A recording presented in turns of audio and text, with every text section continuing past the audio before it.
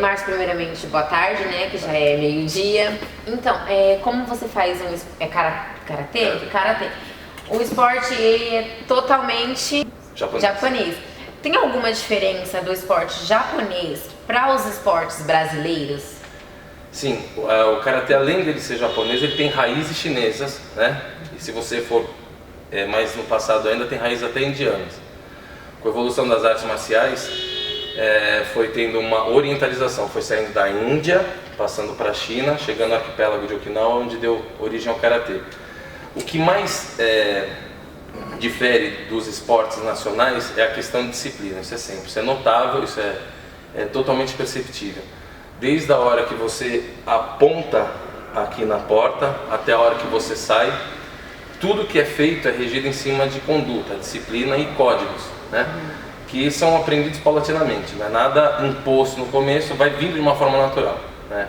A pessoa, quando ela entra nessa egrégora marcial, ela começa a vivenciar aquilo, ela vê que várias coisas que ela faz no dia a dia que não condizem com a conduta marcial, ela vai acabando deixando de lado. Isso reflete tanto no dojo, que é o local de treino, quanto tudo aquilo que ela faz aqui reflete na vida dela, né? Esse é o principal fator que diferencia os esportes orientais do esporte brasileiro em si. Aí, se a gente for mais além, o karatê, como qualquer arte marcial, não pode nem ser considerado esporte. Porque o esporte, o que define esporte? São atividades competitivas que surgiram com o intuito de competição entre um ser humano e outro, ou um grupo e outro. As artes marciais surgiram com um caráter de defesa, de território, de defesa de país, de defesa de ideais. Então são artes voltadas ao combate. Elas só existem como esporte de uns 50, 60 anos para cá. Então toda a história milenar delas, elas sempre tiveram um conceito marcial, de combate na cabeça. Como foi ocidentalizado, fez o caminho reverso, chegou aqui no ocidente, para chamar mais atenção, viram que seria interessante criar a arte marcial como esporte, como um meio de divulgação. Então a gente tem hoje a arte marcial que é treinada com caráter tradicional, que ela tem ainda aquele aspecto guerreiro, e mais ainda infundado nos aspectos, como foram falados, de disciplina. E tem o aspecto esportivo, que é uma outra vertente que as artes marciais estão tomando, que a gente vê nas Olimpíadas, com Taekwondo, com Judô, por exemplo, né? Mas como a arte marcial difere ainda mais, como você perguntou anteriormente, é a questão do respeito e disciplina, né? Tanto que o karatê acaba até fazendo uma seleção natural, o karatê, o judô, qualquer arte marcial. Se a pessoa não tem, ela não consegue se adequar ao que é exigido dentro. E muitas vezes a pessoa acha ou repetitivo ou muito doutrinador e acaba saindo fora. Entendi. Há quanto tempo você pratica ou você está no karatê? Há 18 anos, desde os 14 anos. Tá. Ao entrar aqui, eu percebi que vocês têm muita reverência, muito respeito um com o outro, tanto na chegada quanto na saída, quanto até cumprimentar o sensei. Essa reverência do karatê, ela influencia somente aqui nas aulas ou ela vai pra fora também? Ela extravasa, porque acaba ficando natural, acaba ficando incutida na personalidade da pessoa. Então, não é uma coisa que ela se esforça para fazer. Que acontece naturalmente. Acontece naturalmente, porque o respeito é a base da relação em qualquer sociedade, né? Independente, não existe mais respeito ou menos respeito. Eu tenho que respeitar mais o meu pai, tenho que respeitar mais o meu irmão. Não, eu tenho que respeitar, né? Independente de ser mais ou menos, o respeito ele não é quantitativo, ele é qualitativo. Então, ou você tem ou você não tem. Entendi. Por mais que o karatê não seja uma competição, hoje em dia ele é disputado como uma competição. Sim. E é o que mais cresce no... E qual é a diferença entre a competição do karatê e a competição de qualquer outro esporte ou arte brasileiro? Qual é a diferença entre as reverências? A parte, você está falando a parte cultural. A parte cultural e a parte como vocês vão se postar no estádio. Sim. Por exemplo, quando você está no Japão, você está num campeonato de karatê no Japão, você literalmente ouve as mosquinhas passando. O estádio pode estar lotado, mas quando a pessoa está fazendo o kata, que é a sequência de movimentos, ou tem um lutando com o outro, eles tentam interferir o mínimo possível, porque isso pode atrapalhar o atleta, a concentração do atleta, o desempenho dele, né? O máximo que você consegue ouvir assim é aplauso no final de uma demonstração. Aqui no Brasil também isso, um campeonato grande, isso acontece também, né?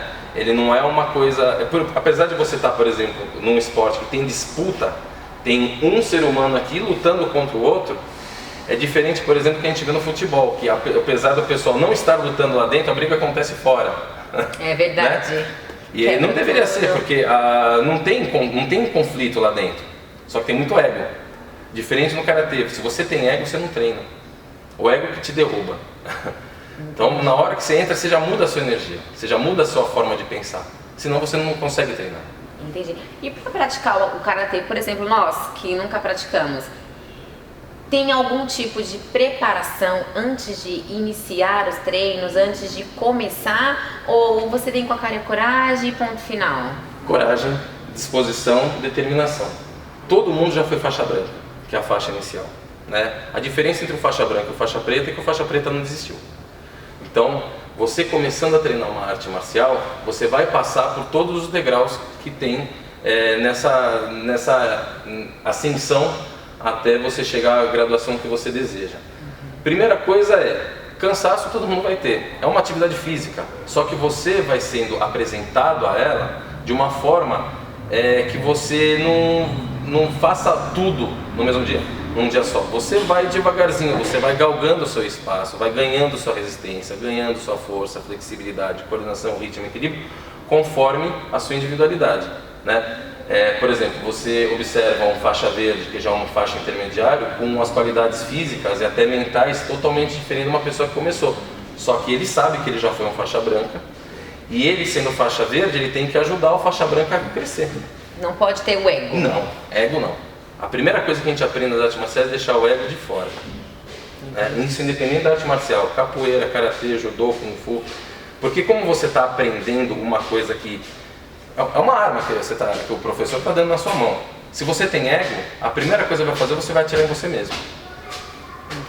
Então você precisa ter o controle. É o que fala, autocontrole, disciplina, né? Primeira coisa. E é o que os pais, por exemplo, dos alunos mais vêm falar para ele: meu filho agora está mais controlado.